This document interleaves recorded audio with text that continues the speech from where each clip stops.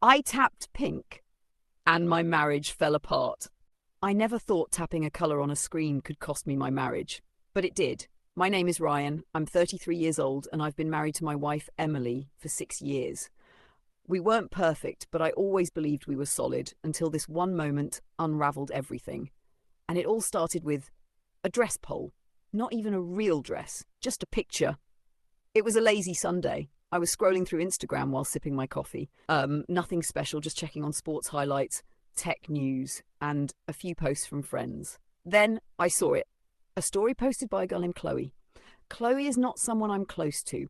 She's my little sister, Lily's best friend from our childhood. I've known her for years in the way you know someone who's always been around your sibling, at birthday parties, family gatherings, college graduations. We never exchanged anything than a hey or a how's work. That was the extent of our relationship. Anyway, Chloe posted a poll on her story. 2 dresses hanging on a wall, one pink, one white. Which should I wear for my anniversary dinner? My husband says pink. I like the white one. What do you think? I didn't even pause. I just tapped pink and moved on. Literally didn't think about it for more than 2 seconds. Later that night, Emily was quiet during dinner. I noticed, of course. I always notice when she's like this, withdrawn, eyes distant, mechanically chewing her food like it's cardboard. I used to think it was just mood swings, but over the years I realised it was something deeper. Something darker. What's up? I asked, trying to keep it casual. Nothing, she said without looking at me. Red flag number 1. Em, come on, talk to me. She set her fork down. Her shoulders were stiff, her jaw was clenched, and then it hit me like a freight train. You voted on Chloe's dress, she said coldly. I blinked. Wait, what? You voted on her dress. I saw it. Pink. Of course, pink. I was stunned. Not because she noticed. I mean, yeah, she follows Chloe too, but because of the tone in her voice. You think she's pretty? What? Chloe? You think she's pretty? That's why you voted? What are you talking about? Don't gaslight me, Ryan. Just answer. No. I don't even think about her. She's Lily's friend. She posted a poll. I tapped a button. It meant nothing. But it didn't matter what I said. In her mind, I had chosen Chloe over her. Again. This wasn't the first time Emily had accused me of things that weren't real. Over the past 3 years, I'd been accused of smiling too much at a waitress, laughing at a female co-worker's joke, liking a mutual friend's vacation photo, following an old college friend on Facebook.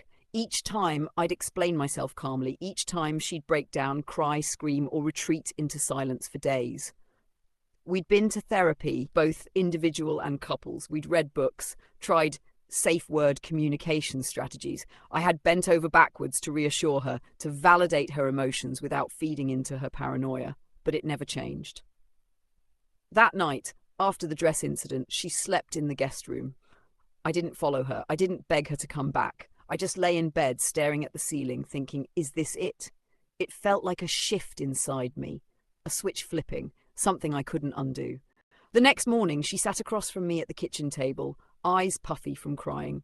I just want to know the truth, she said. I told you the truth, I replied gently. But why would you vote?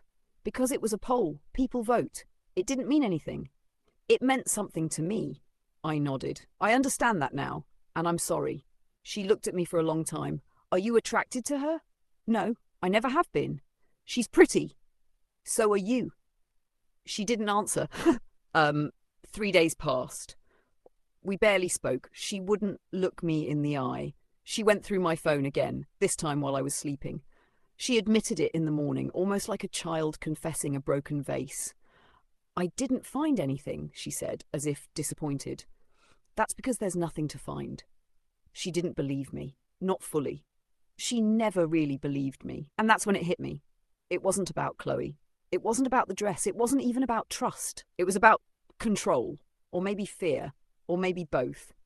I sat in the car during my lunch break the next day, just staring at my reflection in the rearview mirror. I looked older than I remembered, tired, drained. I remembered the version of me from 6 years ago, standing at the altar, watching Emily walk toward me in her lace dress, crying with joy. I remembered how fiercely I had loved her, how certain I was. And now, here I was, afraid to tap a button on Instagram. That night I brought it up. I think we should separate, I said. She froze, her fork halfway to her mouth. What? I don't think I can do this anymore. Her lips trembled. Because I was hurt over a pole? Because this has been building for years. The pole was just the final straw. Tears fell, but no screaming, no slamming doors, just a long, painful silence. I moved out a week later. We told family it was a break, a pause, nothing final yet. But I knew in my heart it was over. I still loved her. I probably always will. But love isn't supposed to feel like walking on eggshells. It's not supposed to make you afraid of your own phone. Some days I wonder, could I have done more? Maybe if I hadn't voted. Maybe if I'd seen the warning signs sooner. Maybe if her wounds didn't run so deep. But there's only so much you can do when someone doesn't trust your heart. I wasn't unfaithful. I wasn't dishonest. I was just tired. So yes, I tapped pink. And my marriage fell apart. But honestly, it was already crumbling. The tap just revealed the cracks that were already there.